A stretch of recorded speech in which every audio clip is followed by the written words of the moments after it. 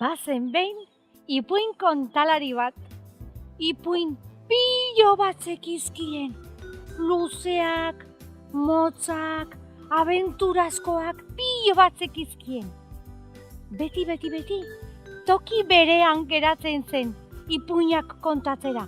Eta bere inguruan haurtxo pilo bat jartzen ziren bere ipuinak entzutera. Baina haurrak bakarrik ez, gurasoak ere erne entzuten zituzen bere istorioak. Ipuin pilo bat zekizkien.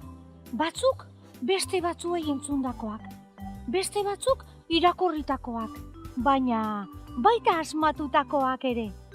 Diotenez, 1000 ipuin baina gehiago zituen. Eta horrela izango zen, ez baitzuen inoiz ipuinek errepikatzen. Liburu potolo batekin ibiltzen zen beti. Liburu horretan ipuin guztiak idazten zituen. Batzuetan haurtxoak esaten zioten. Ez jakin, 2 katakume adoptatu zituen 8Mari buruzko ipuin bat. Justu aste horretan horrela haseko kontu bat pasatzen beraien herrian.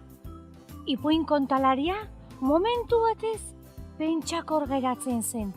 Eta segituan istorio bat asmatzen hasten zer miresgarria zen. Horietako egun batean haurtxo guztiak bere ipuinak entzuten zeudelarik, herriko gaztetxo bizkor bat hurbildu zen beraien ganaino. Gaztetxo bizkor hau bere anai arrebekin zetorren. Baina iritsi zenerako ez zegoen tokirik, toki guztiak okupatuta zeuden. Baina badakizu ezer egin zuen gure gazte bizkorrak? Jende artean, esku bakoitzean anai arreba bat harturik, jende artean bultzaka hasi zen. Eta esaten zioten, aizu, nora zoaz, kontu zibili! Baina bera, arro aurrera jarraitzen zuen. Ipuin kontalaria, harri, zapal eta biribil batean esertzen zen. Hortik, beste guztiek primeran ikusten zuten baita entzun ere. Baina gure gazte bizkorrak bere ondoraino iritsi nahi zuen. Eta jendeak ez zuen onartzen, haserretu egin ziren. Azkenean, denak protestaka hasi eta jende artetik bota egin zuten. Baina ez pentsa, gure gazte bizkorra oso harro eta oso haserre jarraitzen zuen. Baina azkenean, bere 2 anai arrebek ondo ezagutzen zutenez, guazen, esaten zioten, guazen etxera. Eta 3 eskutik hartuta, etxera joan ziren. Etxera itzuli ziren, baina gazte bizkorra berriz ere ipuin kontalaria zegoen tokiraino itzuli zen. Jende artetik hurbildu, isilik eta inor konturatu gabe ez dakizuela zer egin zuen. Gaiztakeri oso handi bat. Ipuin kontalaria konturatzen etzelarik bere atzekaldetik gerturatu eta liburu potoloa hartu zion. Eta jende guztiaren aurrean liburu potoloaren orriak askatu eta banan puskatzen hasi zen. Orriak puskatzen ari zenean hotsak entzuten ziren. Ai, oi!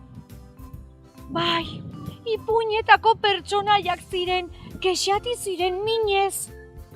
Jendea oso haserre zegoen. Zoaz hemendik esaten zioten. Eta ipuin kontalaria oso goibel zegoen, oso triste. Harritik jeiki eta herrialdetik urrundu zen. Horrelaxe esan zien aurrak, oso triste nago. Gaur ezin dizuet ipuin gehiagorik kontatu.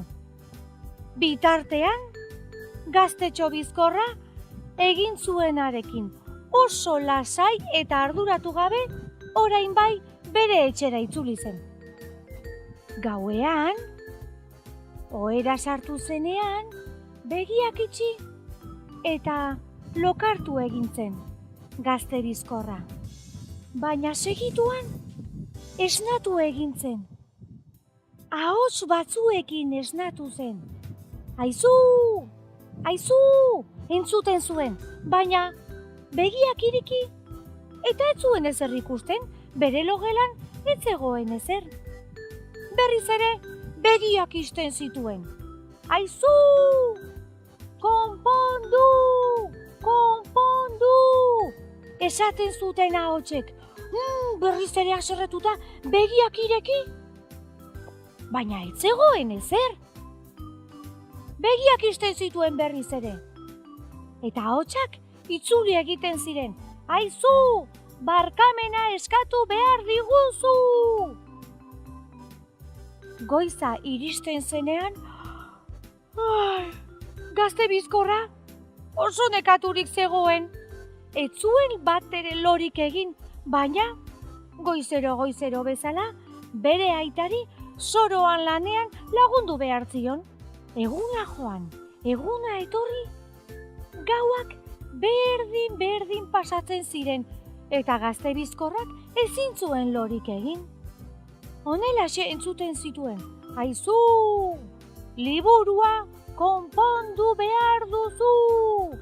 Azkenean, gazte bizkorrak ahots hoiei erantzuten hasi zen. Baina, zer nahi duzue? Ez didazue pakean lo egiten uzten!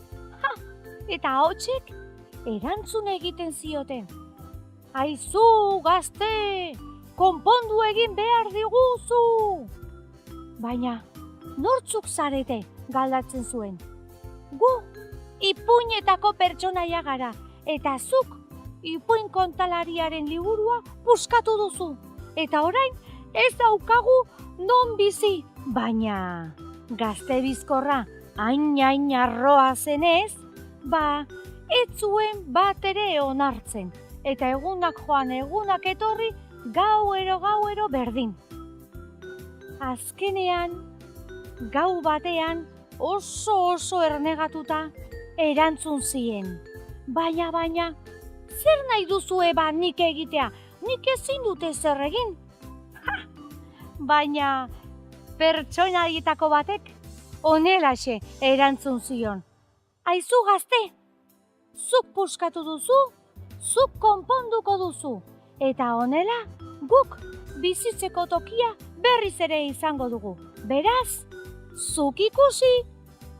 Hurrengo goizean, gazte bizkorra ohetik jaiki eta bere aitarengana joan zen, baina ez lanera.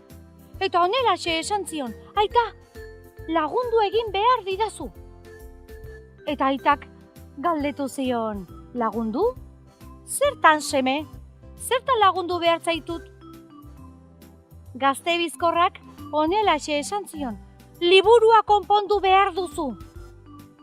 Konpondu? Ze liburu baina? Erantzun zion semeak. Lotxagabekeria handiz. Lehengoan puskatu zen liburua. Aitak, bazekien gertatutako guztiaz. Eta badakizue zer egin zuen? Ikuiluan zuten gelatxo batera lagundu zion bere semeari. Hantxe, erramienta eta pilo bat gauza zituen. Eta honelaxe esan zion, begira gazte, hemen dituzu liburua konpontzeko behar dituzun gauza guztiak. Beraz, has zaitez eta liburua konpontzea lortuko duzu. Hasieran, gazte bizkorrak ez zuen bat ere ongi hartu. Berak konpondu behar zuen, bere eskuekin. Baina, gogoratzen zen, liburua konpontzen ez bazuen, berriz ere gauean, ahots horiek etorriko zitzaizkiola, eta berak, batez ere, lo egin nahi zuen. Beraz, hantxe hasi zen. Kola pixka bat hartu, eta liburuaren azala konpondu zuen. Zelo pixka bat hartu, eta barruko orrialdeak denak osatu zituen. Eta konturatzerako, liburu potolo guztia konponduta zuen. Zer egin behar zuen orain? Liburua hartu eta egunero ipuin kontalaria egoten zen tokiraino joan zen. Iritsi zenean, oraindik ez zegoen inor. Oso goiz etorri baitzen eta hantxe geratu zen eserita bere liburuarekin. Baina jendea etortzen hasi zenean, harrituta esaten zuten. Ikusten alduzu, bata besteari begira. Ikusten alduzu nor dagoen horre eserita. Aizu gazte, zertara etorri zara onera? Gu ipuinak entzutera etorri gara. Beraz, bihurrik eritan hasi behar baduzu, zoaz hemendik mesedez, esaten zion jendeak. Ez, begira! Eta liburua erakusten zien. Liburua konpondu dut. Eta ipuin kontalariari ekartzera etorri naiz. Benetan, ez dut berriro egingo. Hori esaten ari zelarik, atzekaldetik ipuin kontalaria etorri zen. Eta liburua hartu eta ipuin kontalariari eman zion. Ipuin kontalaria oso pozik jarri zen. Eta badakizu ezer egin zuen? Ipuin kontalariak harri zapal eta biribil batean kontatzen zituen ipuinak.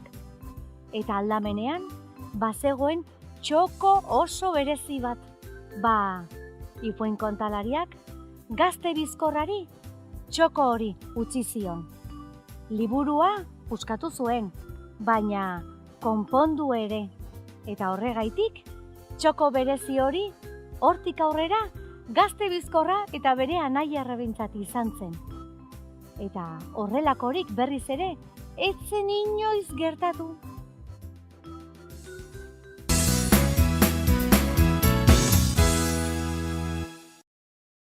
Begira, ze ongi pasatzen dugun txoro-txarangarekin.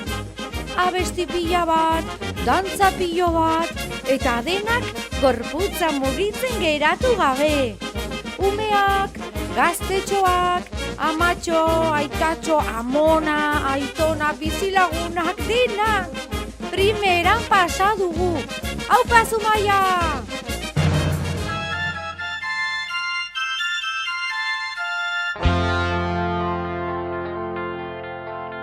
Txoro-txarangan eskamotikoak, alaitasunez gainezka. Besta giroan eskamotikoak, para-pa-pa.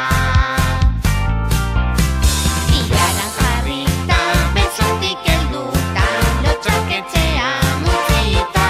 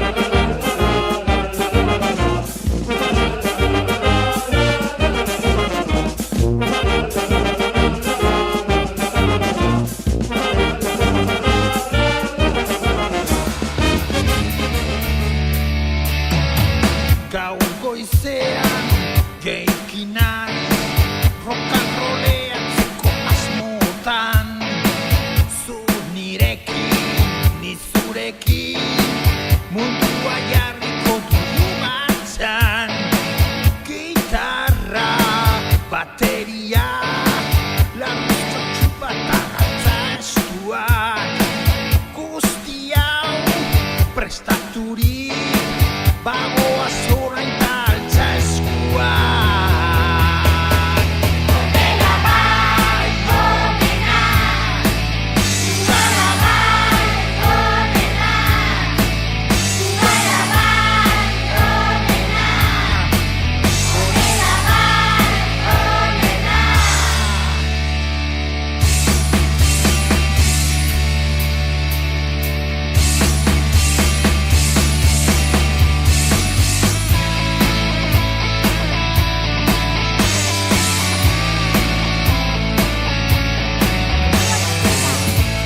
Burua gora, hankak okertu, ipurdia kanpora, begi bat itxi, besoak eskegi.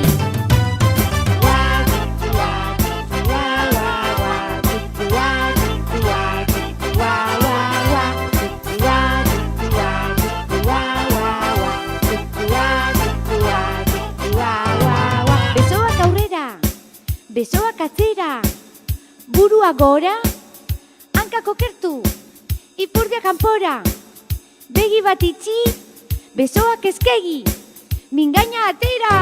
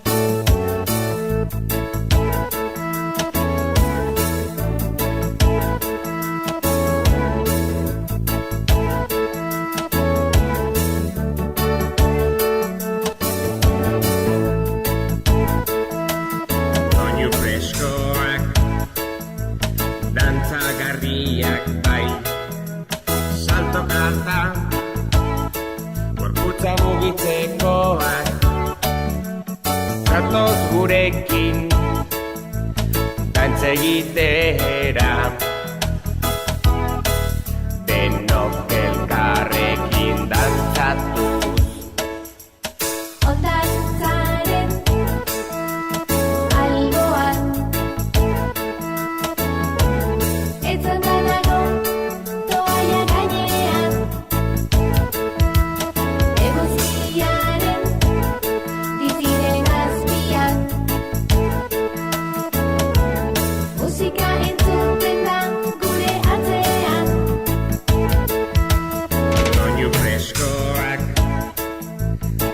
dantzagarriak bai.